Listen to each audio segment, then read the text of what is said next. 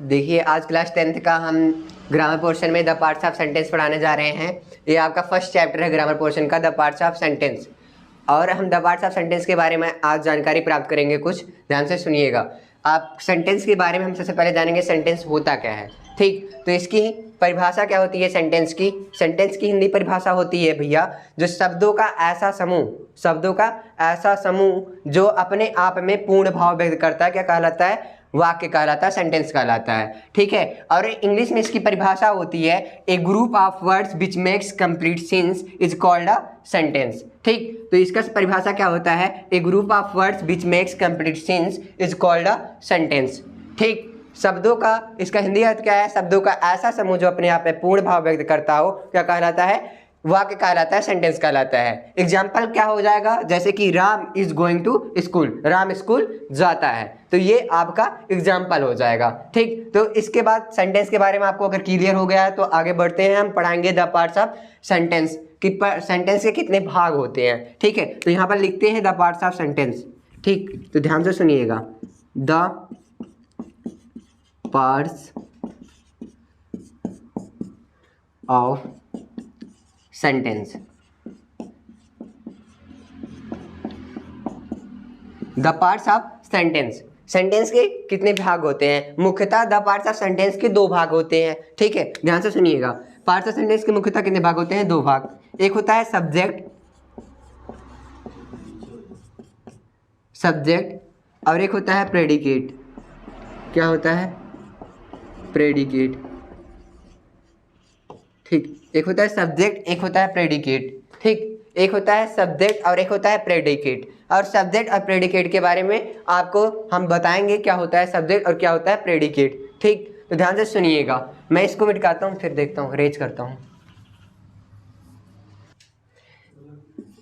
Subject के बारे में पहले हम जानेंगे सब्जेक्ट होता क्या है। ठीक, सब्जेक्ट किसे कहते हैं हम आपको एग्जाम्पल के तौर पे बता देंगे, आपको डायरेक्टली ऐसे परिभाषा बता देते हैं। ठीक है, ध्यान से सुनिएगा। पहले हम एग्जाम्पल लिख लेते हैं इसका, सब्जेक्ट का, और सब्जेक्ट प्रेडिकेट इसी में आपको छांटना बता देंगे। जैसे कि वही वाला एग्जाम्पल ले लेते हैं। Ram is reading a book. ठीक, Ram is reading a book. Ram is reading a book. ठीक है, Ram is reading a book. और ये है सेंटेंस हमारा, ये पूरा सेंटेंस है। आपको जल्दी बताया गया शब्दों का ऐसा समझ जो अपने आप में पूर्ण भाव व्यक्त करता है। ये जो देखिए सेंटेंस है, अगर यहाँ पर जल्दी आपको ये भी बता दें ये क्या है? सेंटेंस है, क्योंकि ये अपने आप में पूर्ण भाव व्यक्त कर रहा है। ठीक, उसके बाद हम आपको इसी में बताते हैं सब्जेक्ट और प्रेडिकेट को छांटना। ठीक है, तो सब्जेक्ट क्या होता है और प्रेडिकेट क्या होता है? सब्जेक्ट क्या होता है और प्रेडिकेट क्या होता है? तो सब्जेक्ट के बारे में सबसे पहले हम जानेंगे सब्जेक्ट है क्या। ठीक है, तो एक चीज बताते हैं आपको, यहीं से देख लीजिए। Subject as a doer word. Subject as a doer word. ठीक, सब्जेक्ट जो होता है डूअर वर्ड का कार्य करता है, मतलब कि काम करने का काम करता है। जैसे कि डूअर मतलब काम को करने वाला, जो काम को करता है वो क्या होता है? सब्जेक्ट होता है। तो जनरली हम परिभाषा जानेंगे सब्जेक्ट होता क्या है। सब्जेक्ट जो काम को करता है, सेंटेंस में जो काम को कर रहा है वो रहेगा सब्जेक्ट। ठीक है, सब्जेक्ट हमारा तो क्या हो जाएगा? यहाँ पर देखते हैं, Ram is reading a book. Ram is reading a book. Ram is reading a book, इसका हिंदी अर्थ भी लिख लेते हैं। ध्यान से सुनिएगा। डूअर मतलब काम को करने वाला। ठीक, क्या? काम को करने वाला। काम को करने वाला, जो काम को करता है वो होता है डूअर वर्ड। ठीक है, मतलब कि जो काम को करता हो। ठीक है, तो यहाँ पर लिखा गया Ram is reading a book. तो देखिए Ram is reading a book, पढ़ कौन रहा है? अगर इससे क्वेश्चन पूछा जाए पढ़ कौन रहा है? राम पढ़ रहा है। ठीक है, तो राम क्या हो जाएगा? सब्जेक्ट हो जाएगा। क्या हो जाएगा? सब्जेक्ट। काम कौन कर रहा है? पढ़ने का काम कौन कर रहा है? राम है ना कर रहा है, तो राम क्या हो जाएगा? सब्जेक्ट हो जाएगा। क्या हो जाएगा भैया? सब्जेक्ट हो जाएगा। ठीक, आपको आप बताएंगे प्रेडिकेट को छांटना। ठीक है, प्रेडिकेट होता क्या है? ठीक, प्रेडिकेट। ठीक, प्रेडिकेट क्या होता है आपको ऐसे जल्दी बता देते हैं प्रेडिकेट है क्या। ठीक है, इसी में बता दें या दूसरा सेंटेंस ले, आप ही बताइए। दूसरा सेंटेंस ले लेते हैं। ठीक है, देखते हैं। आई सिंग अ सॉन्ग। ठीक, आई सिंग अ सॉन्ग या कुछ भी ले लें, चाहे यही सेंटेंस ले लें, कोई दिक्कत नहीं है। आपको इसमें भी बता देंगे, इसमें भी बता देंगे। ध्यान से सुनिएगा। प्रेडिकेट है क्या? प्रेडिकेट मतलब देखिए डूअर मतलब करता और प्रेडिकेट मतलब विधेय। ठीक है, ध्यान सुनिएगा। अब Ram is reading a book. ठीक है, Ram is reading a book, इसमें आपको बताया जो काम को कर रहा है सब्जेक्ट है। और देखिए प्रेडिकेट क्या होता है, जल्दी से आप जान लीजिए।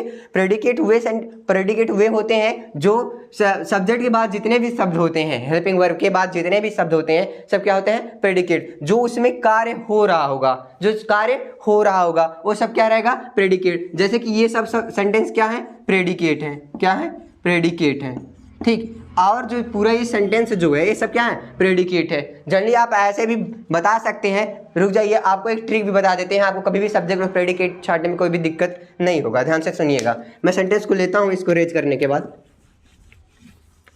ठीक। आई एम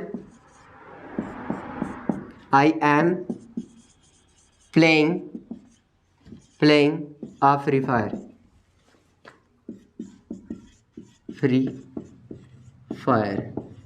ठीक है। I am playing a free fire, मैं फ्री फायर खेल रहा हूं, ठीक है। क्या है, कॉन्टिन्यूअस टेंस, आपको टेंस में बताया गया होगा, ठीक है। देखिए I am playing a free fire, ठीक है। तो आपको एक ट्रिक बताता हूं मैं, आपको कभी गलती नहीं होगी, आपसे कभी गलती नहीं होगी। मान लीजिए ट्रिक है, ठीक है, ये ट्रिक है एक प्रकार को, आपको कभी भी सब्जेक्ट और प्रेडिकेट छाटने में कभी भी दिक्कत नहीं होगी। ध्यान से सुनिएगा, सब्जेक्ट क्या होता है, ध्यान से सुनिएगा, जो हेल्पिंग वर्ब के पहले रहेंगे, जो भी शब्द हेल्पिंग वर्ब से पहले रहेगा उसे हम बोलेंगे सब्जेक्ट। और जितने भी सेंटेंस और जितने भी शब्द है ना हेल्पिंग वर्ब के बाद रहेंगे, हेल्पिंग वर्ब के बाद रहेंगे, वो सब क्या रहेंगे, प्रेडिकेट रहेंगे। ध्यान से सुनिएगा, ये देखिए ये क्या हो जाएगा, सब्जेक्ट, क्या हो जाएगा, सब्जेक्ट। और हेल्पिंग वर्ब के बाद जितने भी सेंटेंस है वो क्या हो जाएगा, प्रेडिकेट, ठीक है। शॉर्ट फॉर्म में लिख दे रहा हूँ, ठीक। सब्जेक्ट हो जाएगा और क्या हो जाएगा, प्रेडिकेट। ऐसे बहुत सारे सेंटेंस है जिसको मैं